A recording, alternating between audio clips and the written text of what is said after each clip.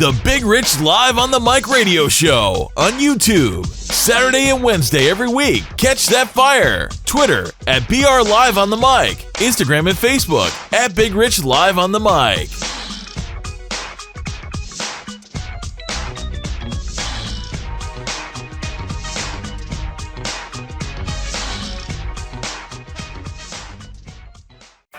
Big Rich.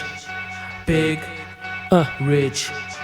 Big Rich. Big.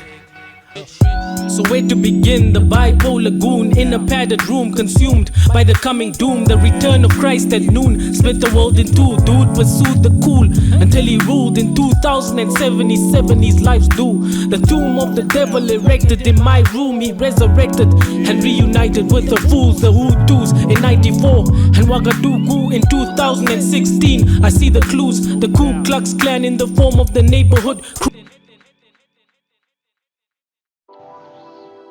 What's good, people? What's good, people? Big Rich here. Big Rich Live on the Mic radio show here on YouTube. We're back again for another installment.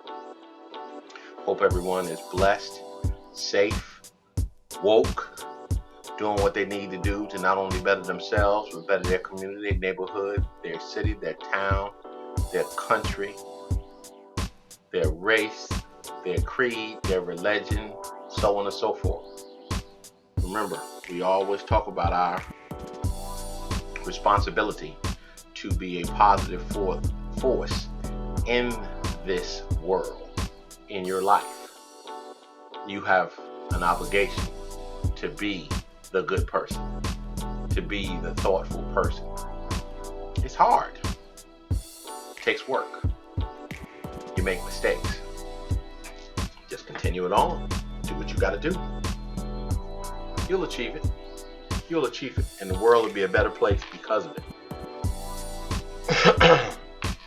So again, we're here. We're talking about things that are on our minds and our hearts that affect us, our children, our brothers and sisters, community, job as a whole.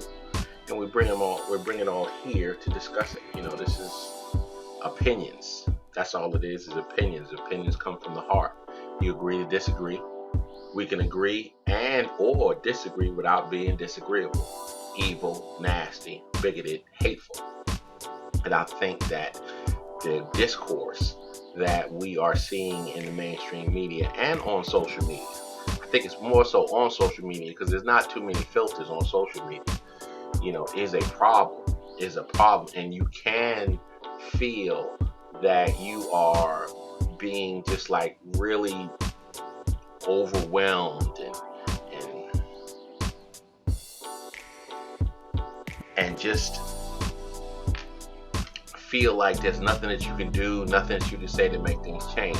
Understand that the people, the racist, bigoted, evil people are a small few, but they are a vocal few. So when you have a vocal few, that's the thing. When you have a vocal few, they make their numbers, because they're so boisterous, they make their numbers seem more than they are, make them seem bigger and larger than they are. Believe me, trust me, the overwhelming majority of people on this earth are somewhat decent. And you just got to keep doing what you're doing. You know, keep doing what you know is right. And understand that you don't have all of the answers. None of us do. And none of us can do this by ourselves.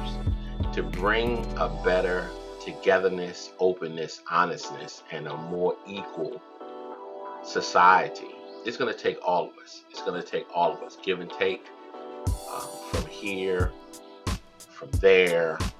You know, you're going to have to deal with your own you need to deal with your own inconsistencies. You need to deal with your own vices. You know, it's painful. It's a painful journey. It's a painful journey to the promised land, to overall togetherness and equality. Remember what I said, equality has nothing to do with the end result. Equality is basically that every human being has the opportunity for greatness, has the opportunity to get their piece of the pie, has the opportunity to obtain the so-called American dream. Now, what you do with that opportunity, what you do with that equality is up to you. So at the end of the day, if you don't make it, you have nobody to blame but yourself. And I think 99.9%, maybe I'm being overly simplistic, or maybe I'm just being overly joyful, but I believe that the overwhelming majority of people on the face of this earth, in this country, in these neighborhoods, that's all they want. That's all they want is a fair shot to say, hey, if I go in there and I just get beat because this person is the better person, the better man, the better woman,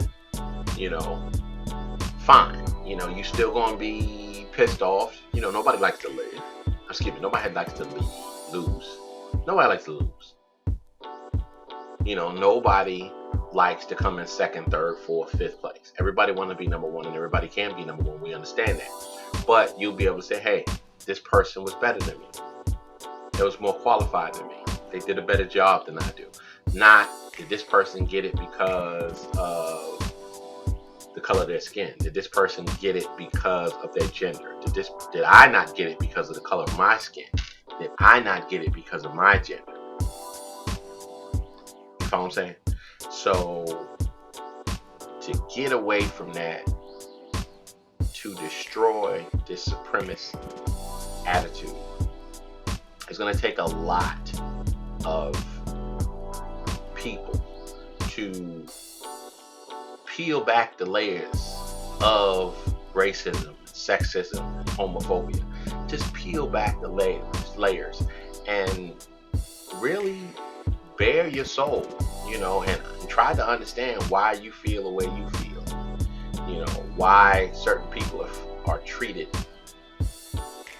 differently than what I'm treated, based solely because of their economic status, their gender, or their race, their religion, that type of their sexual orientation.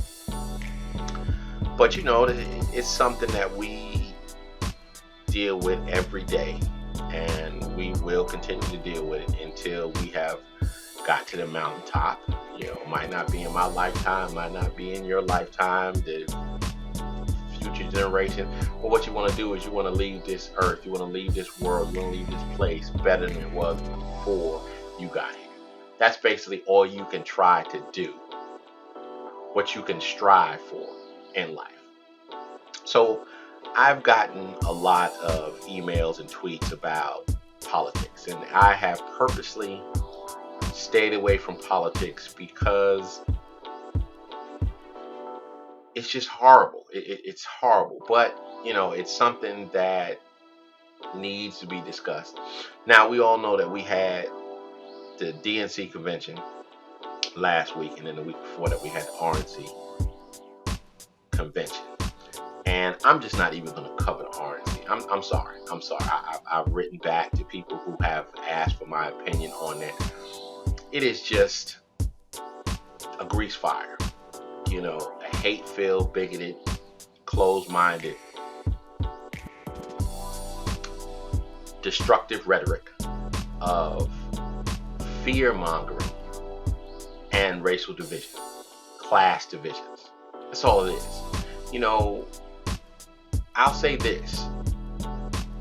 Although the GOP has the face of quote-unquote evil, if you will, with a lot of their policies and their closed-mindedness, Democrats is not that much different.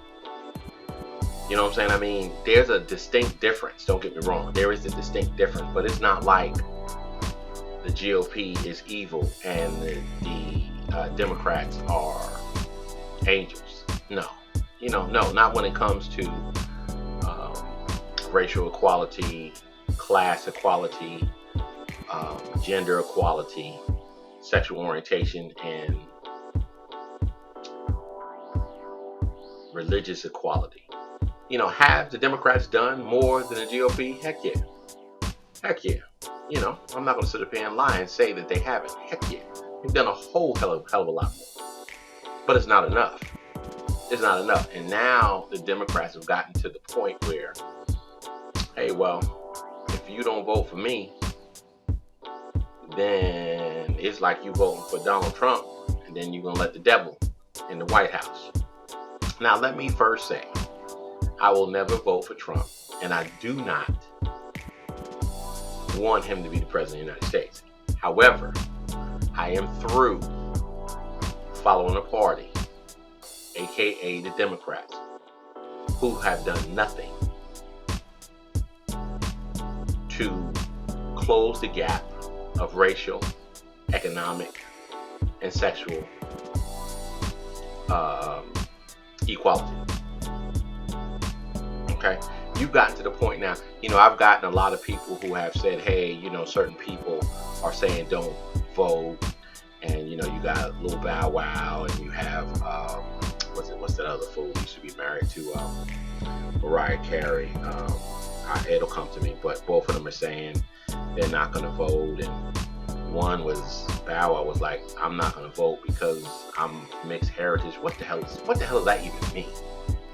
If you have nothing constructive to say, just shut up. Like Jesse Williams said, if you have no constructive way, not constructive criticism, but if you have no constructive way to abolish this supremacist lifestyle, that's the only thing I can say, then shut up. Just say something just stupid. I'm not going to vote because I'm mixed heritage. What the hell does that mean? And I'm glad Roland Martin called him out and threw a tweet fest, and he acknowledged that he might have been wrong, and now they're supposed to be talking this. But what? Really? I understand that if you're in a position that you have fans, a position of authority, or you have a position of influence, you should speak up. You should say something. You should address the issues. I totally agree with that. But if you don't know what to say, just don't say nothing. If you ain't got nothing, Mom used to say, God rest her soul, if you don't have anything nice to say, just don't say nothing. Just keep it to yourself. Because ugly is just ugly, no matter what mouth is coming out of, no matter who says it. So it is one of those things that, we'll talk about the DNC, the Democrats, because I used to be a Democrat. I've changed my affiliation to independent. And it is just that we have for so long, and I'm talking about black people because I'm black, so I have to start from that foundation. We have followed the Democrats and really have gotten nothing in return. Nothing of substance. Nothing. Yes, things have changed. Things have gotten better. You say we have an African American president in the White House, but things have gotten worse under his administration than they have gotten better. And this is not throwing shade on him, because I'm not saying that he came in and then he did worse for us. That's not what I'm saying. What I'm saying is, because of the backlash that he has suffered, it has pigeonholed him on what he could do, for black and brown people and poor white people. And also, you have people who never wanted him to be the president of the United States now feel, okay, well, we can step on the necks of everybody else because they have no representation. He ain't gonna do nothing to stop us. And now that's why you have all of these so-called voter ID bills in Wisconsin, Kansas, Texas, North Carolina, Tennessee, etc., etc., etc. Now here we noticing that they're being struck down. But I believe the powers that be, they knew it was going to be struck down. They knew that it was unconstitutional the way they were doing. They knew that it was using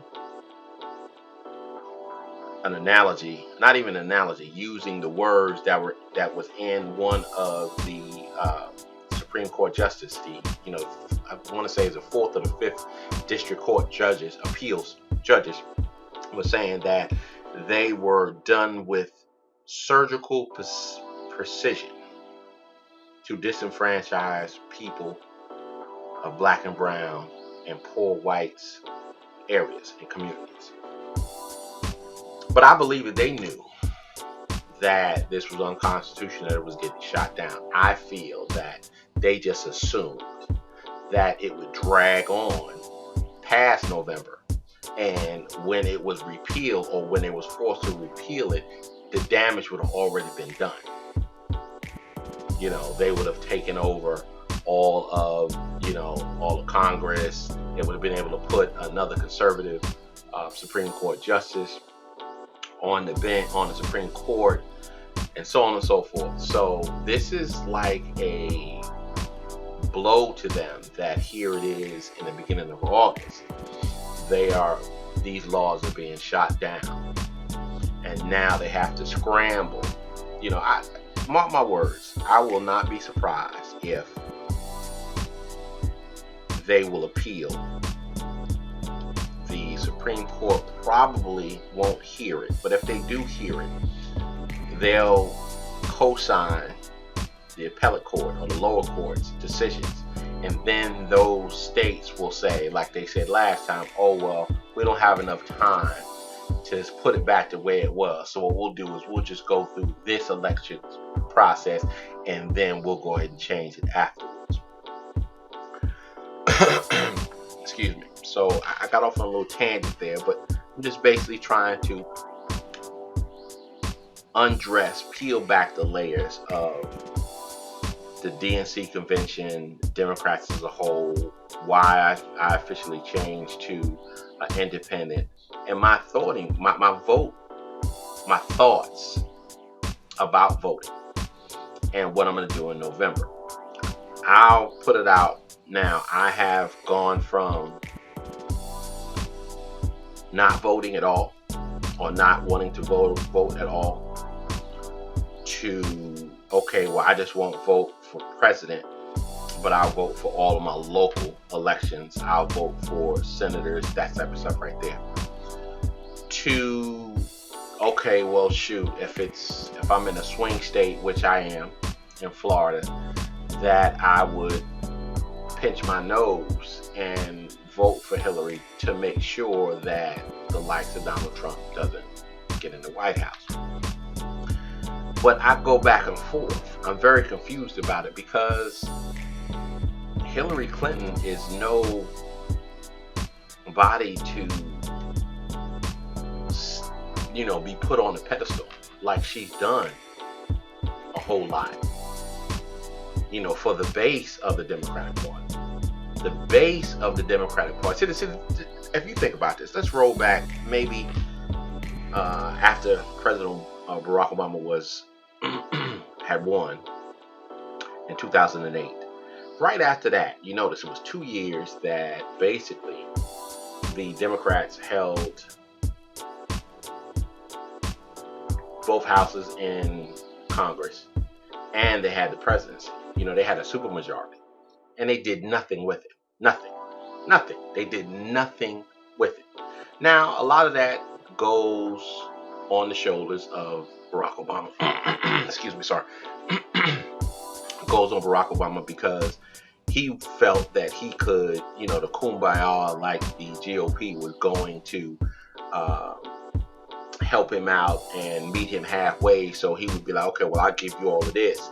And then they basically gave them they asked to kiss. And, before we knew it, then the Tea Party was launched from the base of the GOP. And then they came in, swept up all the seats in House of Representatives.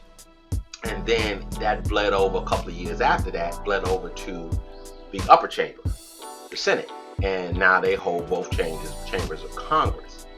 The difference between them and the base of the Democrats is we have so many blinders on that we don't have the balls to have a revolution within our base and basically make these Democrats do what they're supposed to do and not just be glorified, less offensive Republicans. Now, I say this. I am a liberal conservative. Now, I know some people will be like, well, that's sort of oxymoron. No. Let me break it down. I am liberal with 80% of the things. You know, being an African American male, there's a lot of things that I'm liberal. I have a problem when I see people who look like me are discriminative towards, let's say, the LGBTQ field. You know what I'm saying? Them. I'm like you know, or they're discriminative to undocumented immigrants. I'm like, really? You know, you are the most discriminated against. We are the most discriminated against race on the face of this earth. How do you then turn around and try to be racist against somebody else? Or not racist, because racist, you have to have power. We have none. So discriminating against another. So that's what I'm talking about. But when I come to conservative, there's things that I'm conservative about. You know, everybody who knows me knows that I do not agree with the gay and lesbian lifestyle. But I have no problem with them. I have no problem with you living your life. They deserve everything everybody else gets. Anytime you discriminate against them, you discriminate against me. That's how I take it. But that doesn't mean just because I understand it that I approve of it. You follow what I'm saying? It's different. You know, see, a lot of people say that you, just because you feel that they shouldn't be discriminated against and they should have all the rights that everybody else has, that you approve of that lifestyle. No. You could do the same. You can disapprove of a lifestyle, but then understand and fight for them to get the same rights and privileges that everybody else gets. You know, it's just like, hey, that's just not my thing. You know, but it's just not the gay and lesbian lifestyle. I don't approve. I don't get down. I'm very conservative about public breastfeeding. Somebody just sent me a article, you know, via Twitter to read and to ask my opinion on this female. She was in a movie theater. You know, she pulled one of her breasts out and she was breastfeeding her child. And they basically told her, either you need to cover it up or you need to leave. So they wound up putting her out because she refused to cover up. And now you have people trying to make this a big thing. Look, this is not an emergency. You know, what I'm saying is, if your child is hungry, you know, thirsty, get up, go to the bathroom, and do what you got to do. Or go to an area where there's not people here. What I'm saying is this. My rights should not supersede your rights. You follow what I'm saying? We all have a right, you know, to be comfortable, you know, to be free. But my freedom should not step on yours. So if I'm in the movie theater, now I'm a male now. If I'm in the movie theater with my son, now we didn't do breastfeeding. Now my son got to look over to the left, because we know how kids are, and see a boob out. You know what I'm saying? You know what I'm saying? I mean, it's not even a sexual thing. We're not even talking about a sexual thing. We're just saying it's just not appropriate. You know, I can't pee in a cup, you know, in a movie theater because I don't want to leave. I got to get my behind up and I got to go to the bathroom and I got to pee in urinals or go in the stall. You know, so I'm conservative in that. I don't think that's appropriate. I think that a woman should be able to breastfeed in public. But in that case, if you're sitting down or whatever, and I don't know if this was the case because I wasn't there, and it did not address it in the article. But I remember before, years ago. Remember, I'm 48, so I'm talking about years, like 30, 35, almost 40 years ago. I remember when I used to see women breastfeed, what they would do is they would take one of the blankets, put the blankets over the exposed boob and the child's head, to sort of block that out, finish what they was doing, and moving on. And I'm being told right now, the people who are listening to me are saying that that's what most people do. But again, we always have people take it too dang far. You follow what I'm saying? Just like a new beach. You go on a new beach. Most new beaches that I know of, they have fence coverings and stuff like that. So once you go past the fence, you get naked, you do what you got to do, this, that, and the third. But then you have somebody to be like, oh, well, I got to go to my car. So instead of putting on their clothes to then walk out the beach and then go into the parking lot to their car, they'll just walk from the beach, which is nude, to their car, past all sorts of kids and stuff like that. But they think, okay, well, I'm free to do that. Well, yeah, you're free to do that, but is that the right thing to do? So I digress, and that's why I come back to I am a liberal conservative. But I've also been, I'm just going to tote the Democratic line because, the GOP is not giving me anything. They don't even have anything on their platform that's remotely inclusive. Remotely inclusive. But then when you decompress, when you digest the agenda that the Democrats have put down, there's never really been any substance. It's always, well, if we are not here, we quote unquote, we protect you. But if we're not here, then the GOP will come in, reestablish slavery, kick in your door, take everything you own, and slap your mom. It's always that fear tactics things, and I'm fed up with that fear tactics thing. I know that there are a lot of Democratic congressmen, senators, judges, prosecutors, all of that feel the same way that most of us feel. But they just don't put forth the policies to do it.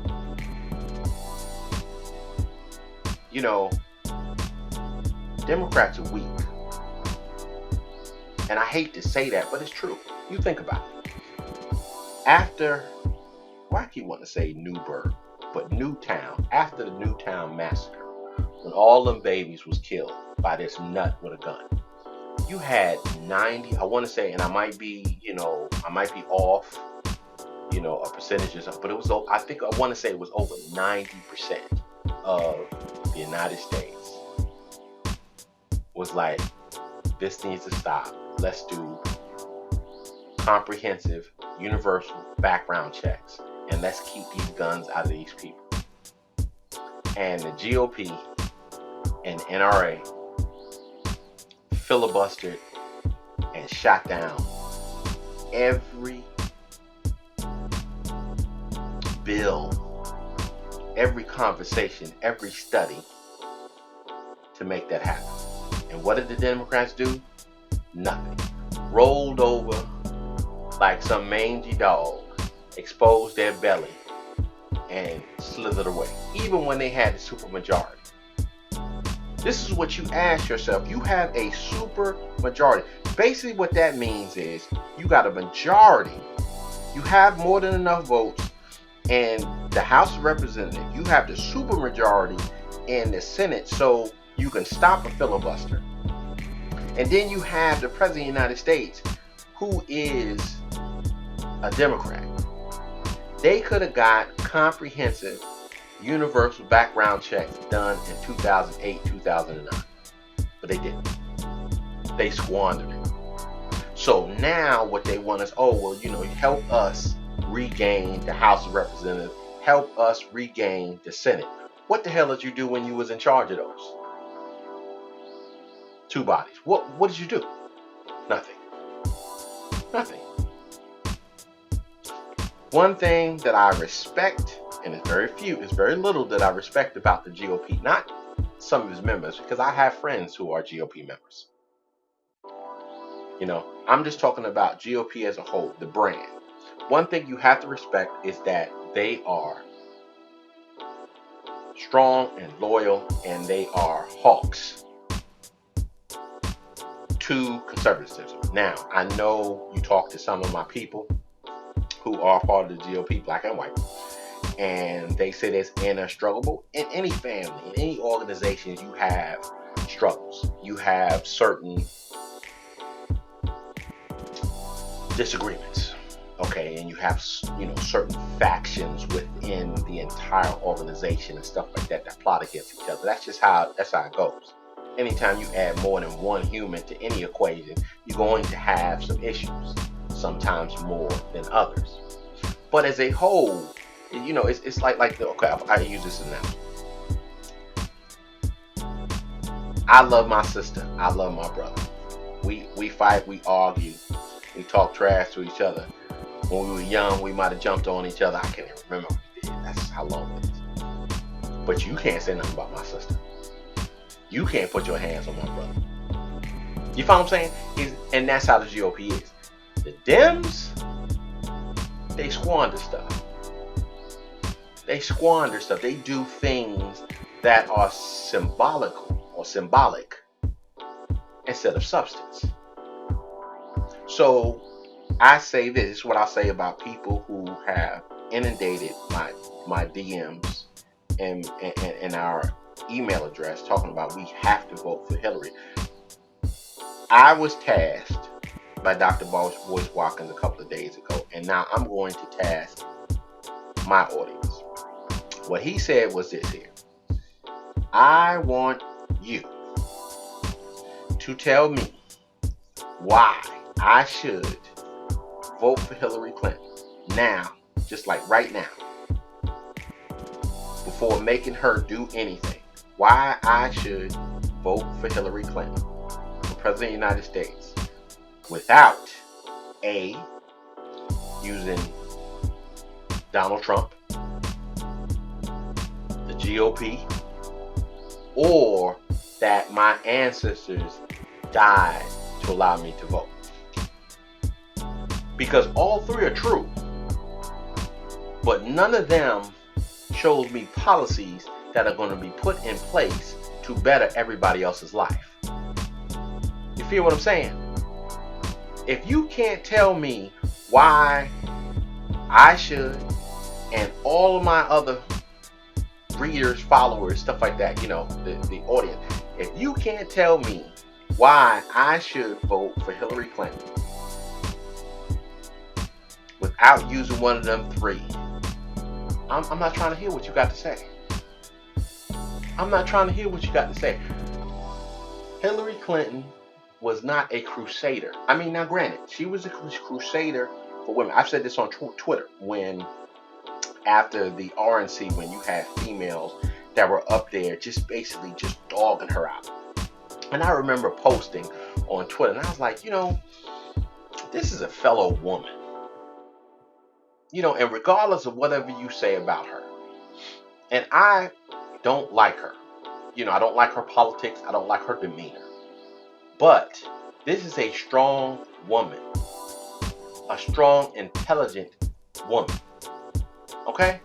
She went through all of that when her husband, President Bill Clinton, was president, going through that with Monica Lewinsky. Then it came out that, I forgot the other chick that he was sleeping with or found out about, or something like that, when he was the governor of Arkansas, and then the Benghazi thing and all of that type of stuff. So she put up with a whole heck of a lot. And for the most part, she has kept her head up and is strong. So as far as that is concerned, I have no problem with Hillary Clinton. I have no problem with her at all. But I could not understand how fellow women were dogging her out. And I'm like, you know what she's done for women? I mean, when people want to sit down, when these Neanderthals want to sit around and talk about women need to be home, or they need to be quiet, they need to be raising the kids and shut the hell up. you look at Hillary Clinton and see that she was strong and dignified when she was the first lady. I know she was phony and fake, but I digress on that point. I'm just saying, but I can understand that coming from other women. I'm like, look, and this is just me. I have problems with, and I have problems, not only do I have problems, but I have disappointment with the last 8 years with President Barack Obama. Okay? However, I will not attack this man personally because A, I don't know him. And B, if you think about it, I can't remember a president who has went through not one but 2 terms with no scandals. None. You know, Nixon did, Ford did. He only lasted one term. Ronald Reagan, did with the Iran-Contra. Daddy Bush was in there. He was only in there for 1 term. He got run out. Bill Clinton had the Monica Lewinsky and some other stuff that he went through. Then W came through. They say he stole the first election, and then the whole 9/11 and Iraq war going, just basically lied as far as that concerned. There's been some pitfalls, but there's been no scandals. So, but again, I digress. I would not do that. I wouldn't. If you want to talk about policy, I'm your man. If you want to talk about things that I felt that he should have gotten done, I'm your man. And that's what them females should have did. That's what them ladies should have did. Look, we want to attack her policies. Cool. I am not going to attack her because push come to shove. I guarantee you in them rooms by themselves, they have said something positive and looked up to Hillary Clinton at some point in their life. So what you do is you allow the shield to get you to cut some. Because see, this is the deal. If a bunch of men on the GOP came up and was talking trash, personal trash, against Hillary Clinton, it wouldn't went over right. So what they do is they get fellow women to say what they want to say. And then right after that, they can piggyback on that. Because they're like, well, hey, so-and-so said that she's a woman. So why can't I say it? It's a big hustle. It's a pimping game. That's all it is. So we've gotten to the point now where it's like, okay, vote for Hillary Clinton or you get Donald Trump. Is that true? Yeah. Because if we don't vote for Hillary Clinton, you're going to get Donald Trump. It's very true. But that should not supersede the fact that you got to lay out some policies and not just talk. One thing that sort of, how to put this, that sort of made me leery of Bernie Sanders, other than the reparations thing, and we'll talk about that in a minute. But what sort of got me leery with jumping 2 feet knee deep in his pool was because he was saying a whole lot of things, but not giving substance on how you're going to accomplish this. How are you going to break up the big banks? How are you going to, get this done over a Republican-controlled Senate and House of Representatives? How are you going to do that? So I was like, oh, all of this sounds sort of good. It sounds great. But it's all fluff, shrubbery, and not a whole lot of meat on that bone. Now, I have no doubt that if he had won the nomination, the closer he got to November, the debates and stuff like that, that more policy would have came out. But I just didn't see anything. I just heard a whole bunch of talk. That's basically what we got when Barack Obama was there. A lot of talk. What have you done? Guantanamo Bay was supposed to be closed. It's 8 years later, it's still not closed. And it's not going to be closed. And the next president that comes in is not going to close it either. You got Obamacare, but it's a watered down version. Obamacare should have been done in the first year and a half when they had the supermajority and got the single payer option pushed. And then let the chips fall where they may. But at least you would have had the near perfect, because nothing is perfect, but you would have had the near perfect plan, the plan that the majority of the country had wanted at the particular time before all the propaganda was put in there. But you didn't. You didn't. It's like, okay, we're going to give Republicans a bone. Really? What would make you think that they was even going to meet you halfway? The fact of the matter is, despite all of the obstruction, the racist behavior and disrespect that the GOP has pushed towards President Obama, once it's all said and done and the facts are all written down, he will be one of the most successful presidents ever. Ever. And the fact that he's dealt with all of that type of stuff right there is going to put him over the top. So, mark my words, I've said it here. Let's say the year 2020, when somebody puts it, because it's, it'll be going to the turn into the next decade. You watch when they list, at that time it'll be 45 presidents. I guarantee you, Barack Obama will be in the top 5. Nobody's going to supplant Lincoln and Washington. That's 1, 2. Nobody. And then, some people say F. Kennedy is 3. Some people say Delano Roosevelt is 3 or 4, something like that. Barack Obama's going to be top 5. It's going to be top 5. Mark my words. I know there's a lot of people like, yeah, right. I'm telling you. Top 5. Top 5. Because if you think about it, if you're going to put Delano in, first of all, to me, Delano is the top 5 because he did 3.5. He actually was voted to do 4 terms. He died in the middle of his last term. And brought people through not only the Great Depression, but then World War II. So he's going to be there also. But if you think about that, okay, Barack Obama brought us through the Great Recession and the Iraq and Afghanistan war, displaced the Taliban, killed Osama bin Laden, all of that type of stuff. You know what I'm saying?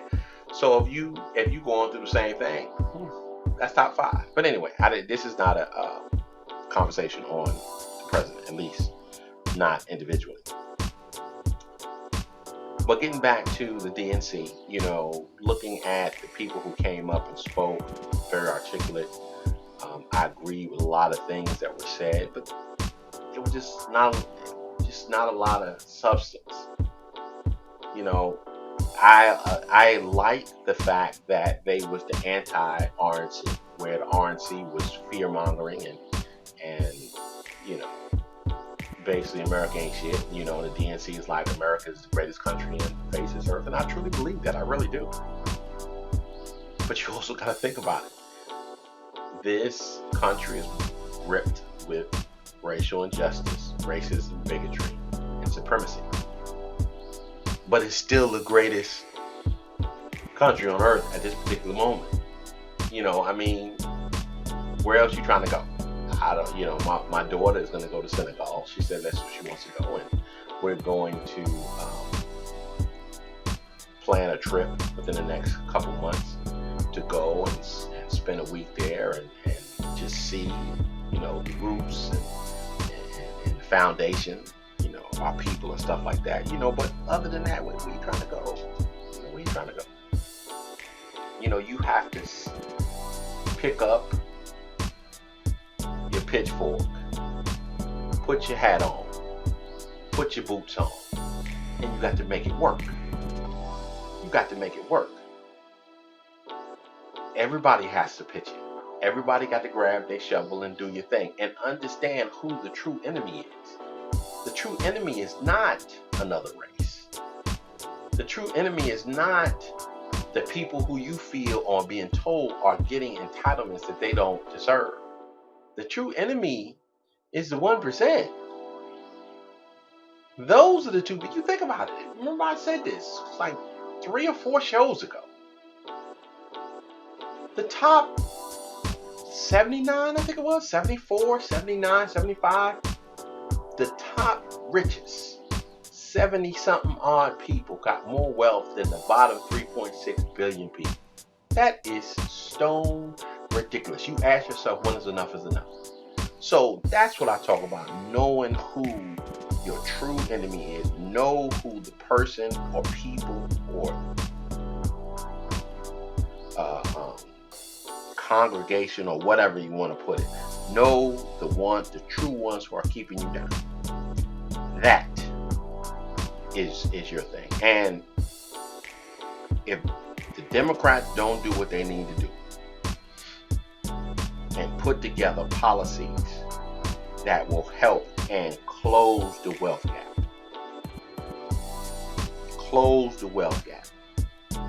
they're going to be in trouble. Because, see, there's a lot of people who woke up now. You know, there is a hashtag going around, stay woke.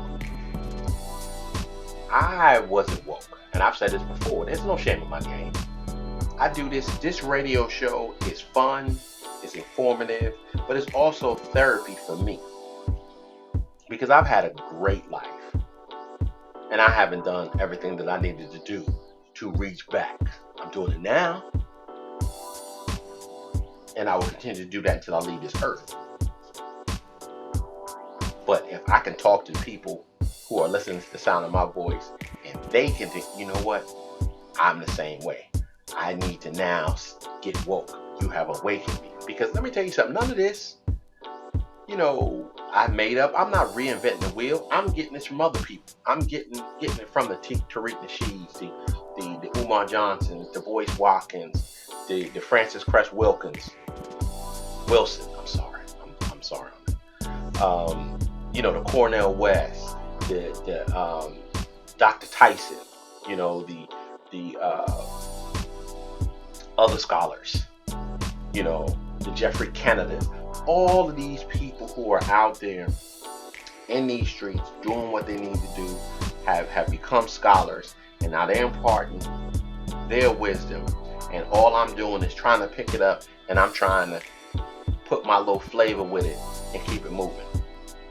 But we need to stop being sheep. We need to start holding DNC, Democrats. We need to start holding them accountable and making them earn our votes. Like I said it before, I say it again. I am always open to be wrong. Okay? Always. Because I don't know everything. This is no ego here with Big Rich. None. There's no ego here. I'm here to learn. So if you can tell me why I should vote for Hillary Clinton just off of GP without using or without bringing up Donald Trump, the GOP, or my ancestors died for me to vote, I'm willing to listen. But if you can't do it, I got nothing to hear. I got nothing to say for you. And then what I will do is I will just continue to try to come up with the best option that I can come November. You know, I think they said it was 98 or 92 days to the election. Hillary got 92 days to show me something. That's all I can say. That's all I can say. You know, my vote means something. And for years, I have just blindly, Democrat, without knowing anything about this person's history, this person's voting record, nothing. I just said, okay, Democrats. You know, now, I don't think that I would ever, I didn't think that I would ever vote Republican. But I was telling one of my partners who's a Republican, who's a white male, and I was telling him that I never thought that I would vote Republican. But if John Kasich out of Ohio had won the Republican nomination, even though I don't agree with everything he said, and the actual GOP platform ain't got no room on it for me, but I would have considered voting for him over Hillary Clinton. Now, I know a lot of people are going to be like, that's blasphemous and this, that, and the third, and I understand it. I know there had to be a lot more than that. Who was he running with? You know, who's going to be the VP? That type of stuff right there. So I'm just making a blanket statement. I'm not saying that that's what I would have done, but I would have considered it. Not for Trump, obviously I've already said that. Not for Cruz, not for Christie, definitely not Ben Carson. Fiorina, none of them. Kasich, I would have listened. I would have listened to what he had to say. And if he got some new ideas to open up the GOP tent, hey, who knows? Who knows? But the Democrats got to show me something and not continue to take my vote for granted by trying to fear me and scare me into voting for her without getting anything in return, because I don't want Donald Trump to get in. You know, I don't understand why it's an issue, because I remember when we were having a Twitter discussion about that, and I had said that this female came out and basically called me selfish. You know, but I've also read a lot of other people's timeline and see that's the thing.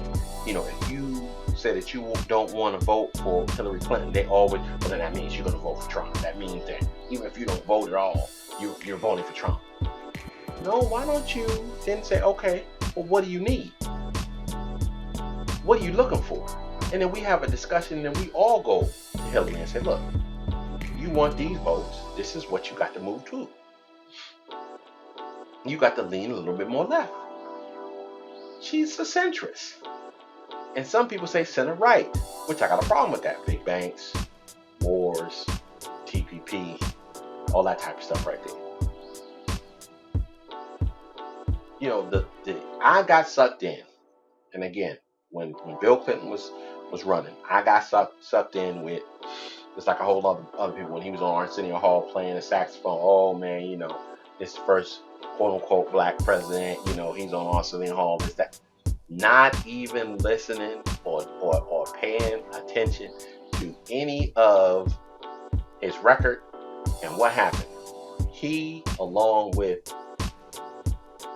the House of Representatives and other people in Congress, set forth the war on drugs. Instead of attacking the pipelines, instead of getting the medical help to these people to get them off of crack, what they do is they call people thugs and super predators. And now you have the largest mass incarceration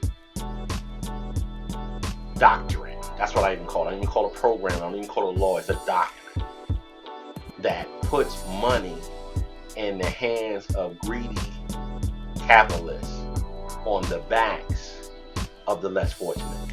And the unfortunate fact of the matter is black males make up 6% of the United States, but make up nearly 50% of the incarcerated. Those numbers don't even work.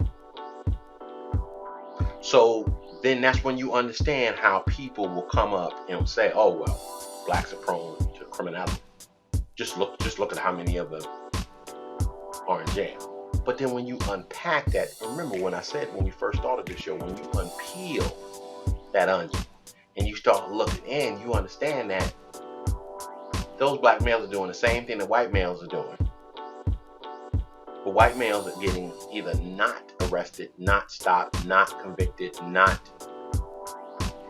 thrown in prison, but the black males are. You follow what I'm saying? So you never look at a rose off to the side. You might need to go in there, maybe put your hands on that rose, maybe smell it, maybe take one of the petals off to see if they're just going to poof in your hand. These are things that the Democrats got to start fighting for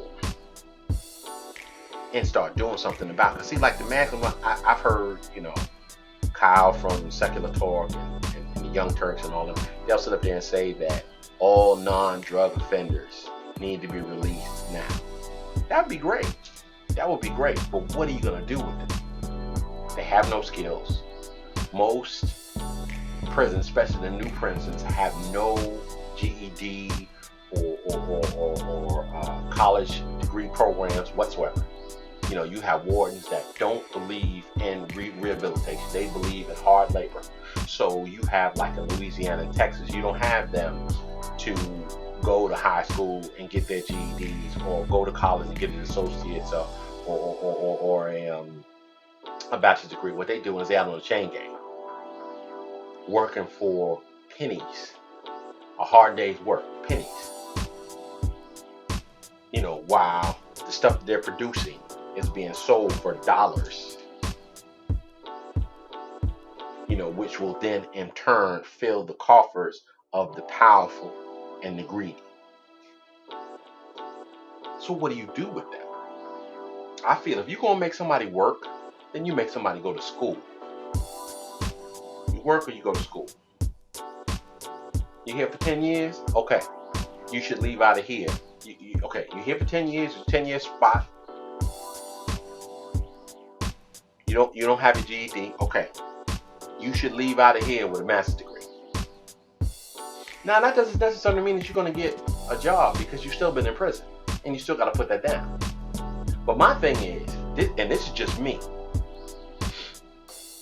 the only way you should have to divulge that you have been in prison is if you was in there for a violent crime. If you raped somebody, if you molested somebody, if you robbed somebody, if you, God forbid, killed somebody. Those are the 4, and maybe a few other instances, bombs and stuff like that. But if I went to prison because I sold crack, I should not have to put that on my employment application, because that don't have anything to do with the job. If I went to prison for tax fraud, or I went to prison for white collar crime, I don't have to put that. Most likely, I don't have to put that on my application to go work for Saks Fifth Avenue. Yeah, they're going to find out eventually, if they even do a detailed background check. You follow what I'm saying?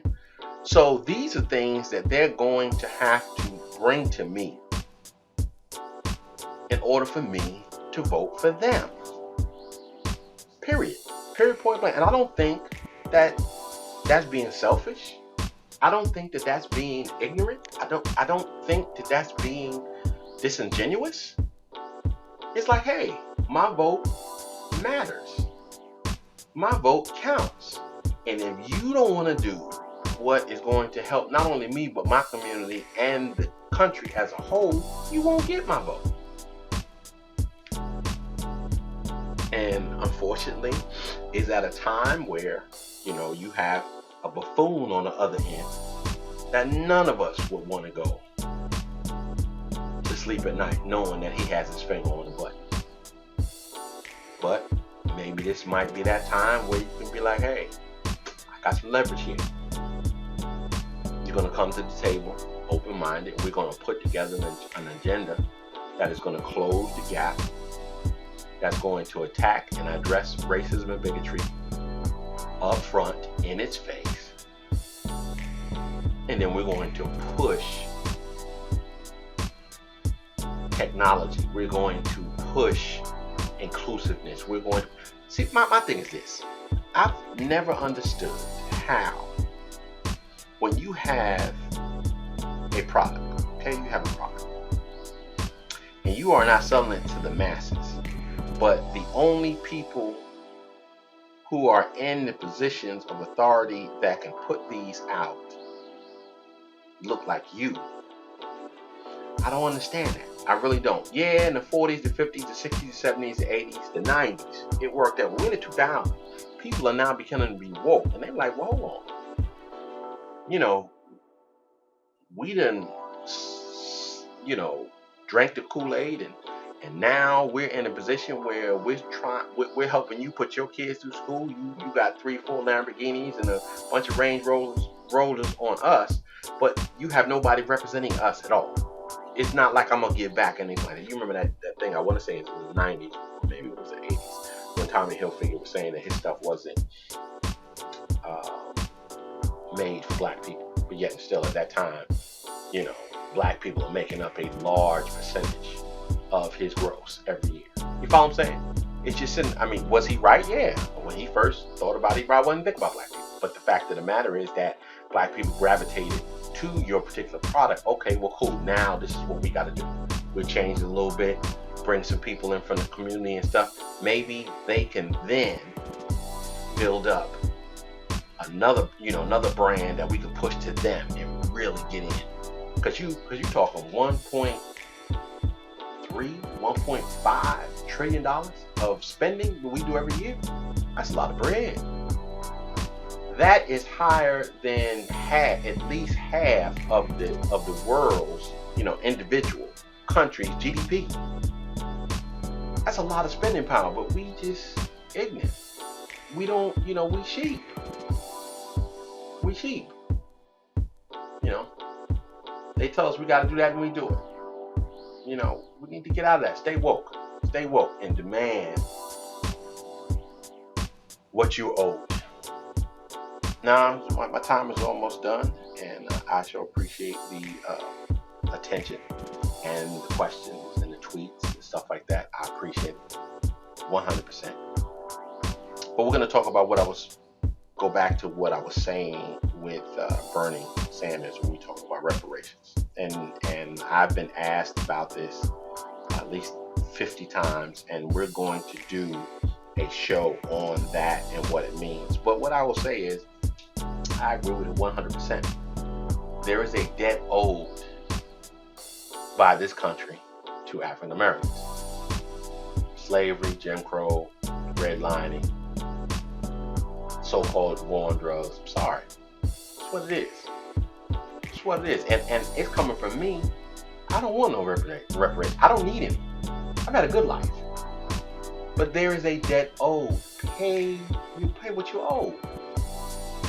Everybody else in this country who was dealt wrong on a massive scale, Japanese, the American Indians, the Jews, were all given some forms of reparations. You need to understand that the government is still paying reparations to those groups now. So why is it that this country's wealth and growth and greatness was almost exclusively contributed to slavery and what African Americans did in the past, but you say you don't own them, they don't deserve reparations?